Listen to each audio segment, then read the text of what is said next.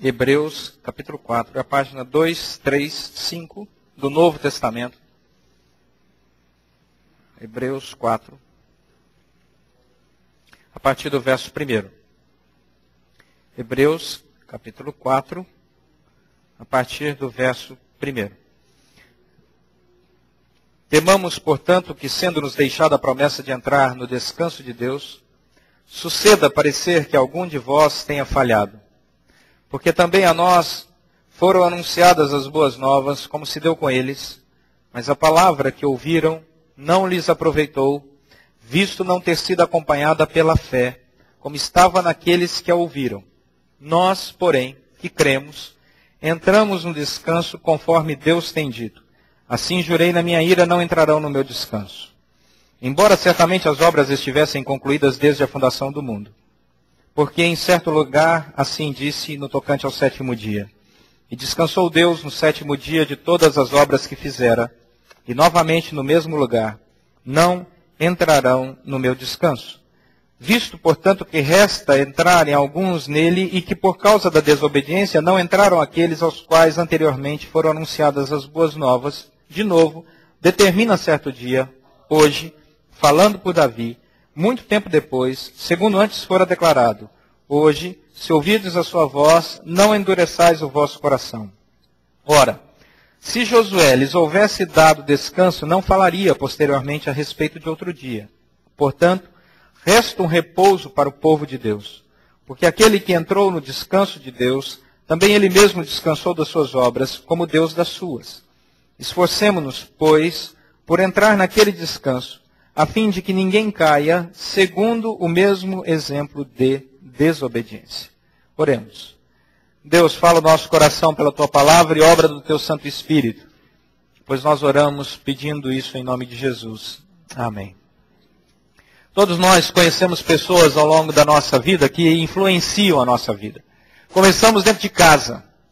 Olhamos para os nossos pais, irmãos, familiares mais chegados e de alguma forma aprendemos algumas coisas com eles, captamos alguma informação, assimilamos exemplos de vida, conceitos, atitudes e carregamos isso conosco. Depois nós vamos para a escola. E na escola conhecemos professores, colegas de sala de aula que também nos influenciam, acabam deixando um pouco deles na nossa jornada. Caminhamos para a vida profissional e na nossa vida profissional encontramos aqui e ali referências de colegas de profissão, pessoas que trabalham nas mesmas coisas que nós trabalhamos, e começamos também a captar um pouco daquilo que vemos neles. Saímos para a nossa vida social, para os amigos, e encontramos amigos que são pessoas que nos influenciam.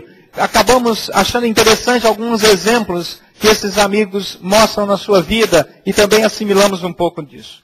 E daí entramos para a nossa vida espiritual e temos os nossos líderes espirituais, os nossos guias espirituais. Às vezes os conhecemos pessoalmente, às vezes não. Às vezes assimilamos o ensino deles pessoalmente, às vezes pela literatura, via rádio ou televisão, qualquer outra forma, você acaba assimilando um pouco disso.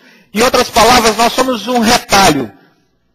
Nós somos um pedaço de um monte de gente e somados ali formamos essa peça nobre e que cada um é uma pessoa totalmente diferente do outro em tantos fatores.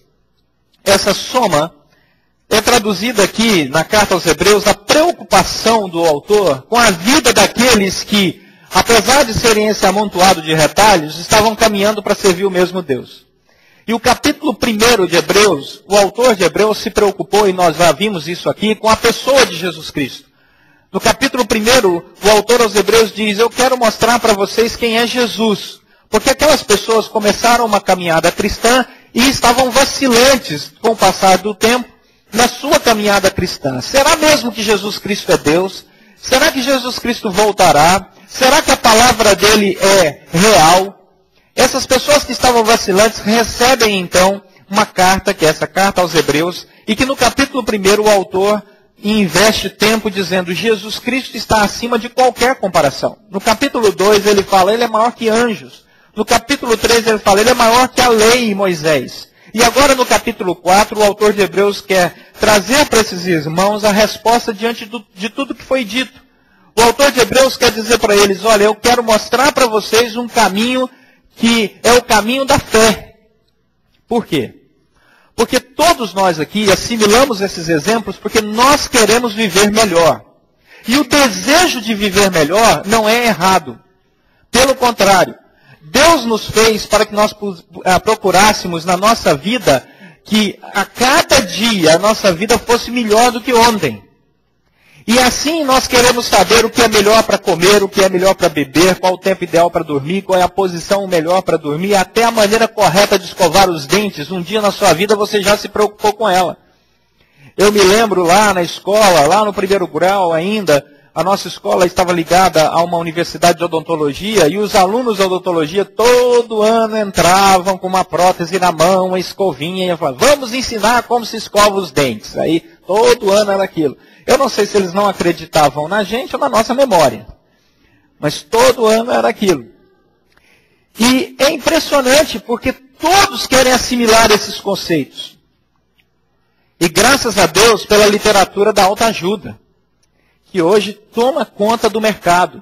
Porque a literatura da autoajuda nos ajuda. Por exemplo, saber que queijo que eu quero como rato. Isso é fundamental para a minha existência. Por que a literatura da autoajuda está aí ocupando centenas de prateleiras? Porque as pessoas querem buscar uma qualidade de vida e de preferência sozinho. Se eu puder aprender sozinho, melhor. Porque se tem uma coisa que com o passar dos anos nós perdemos é a paciência para aprender. Essa coisa do aprender, de sentar, voltar à carteira e pegar os conceitos de novo, é uma coisa muito complicada. Daí o autor de Hebreus diz, nós temos que aprender. Porque a nossa vida é uma vida que deve manifestar a fé verdadeira. E aí ele começa a expor esse texto que é riquíssimo. Meus irmãos, esses 11 versículos compõem um dos textos mais complicados da Escritura. Por quê? Vários comentaristas concordam que quem escreveu esse texto tinha um raciocínio erudito. Eu sei que numa primeira leitura, num primeiro momento, fica complicado entender esse texto. Ele começa a falar sobre vós, depois ele passa para nós, depois ele passa para eles, depois para aqueles. Ele fala sobre o passado, ele fala sobre o presente, ele fala sobre o futuro, ele fala sobre descanso, ele fala sobre repouso, ele fala sobre o descanso de Deus, o nosso descanso. De repente você lê esses 11 versículos e fica meio embaraçado com as coisas. O que é que esse autor quer dizer? E aí nós vamos agora puxando as pontas desse nó e tentando explicar o que a palavra do Senhor quer dizer para nós aqui, porque o que a palavra tem aqui é riquíssimo para nós. O que a palavra quer dizer para nós aqui no versículo 2, em primeiro lugar, é que nós que queremos ter qualidade na nossa vida, temos que buscar uma fé que tenha qualidade. Você busca alimentação que tem qualidade, você busca dormir com qualidade, você busca vestir com qualidade, você busca andar com qualidade, você busca até respirar com qualidade. Mas então nós temos que buscar aquilo que é essencial para a nossa vida, que é uma fé que tem qualidade, uma boa fé. E a fé que tem qualidade, diz aqui o versículo 2, é uma fé que sabe olhar para o passado e aprender com o passado. E diz o autor aqui, temos que aprender com eles que erraram. Olha o que o versículo 2 diz. Porque também a nós foram anunciadas as boas novas, como se deu com eles. Quem são eles? Tudo bem, eu recebi a boa nova, mas quem são eles? O autor então vai explicar que eles são aqueles que ouviram a palavra de Deus no passado, ouviram as promessas de Deus no passado, ouviram todo o sonho de Deus para a vida deles no passado, mas eles não aceitaram a palavra de Deus. Olha o versículo 6. Versículo 6. Visto, portanto, que resta entrarem alguns nele, e que, por causa da desobediência, não entraram aqueles aos quais anteriormente foram anunciados as boas novas. Então, aqueles do versículo 6 são os eles do versículo 2. Mas quem são eles? São aqueles que ouviram a palavra de Deus, diz o versículo 6, não aceitaram a palavra de Deus, não acreditaram na palavra de Deus. Continuamos perguntando para o texto, quem são eles? Eu quero localizá-los historicamente.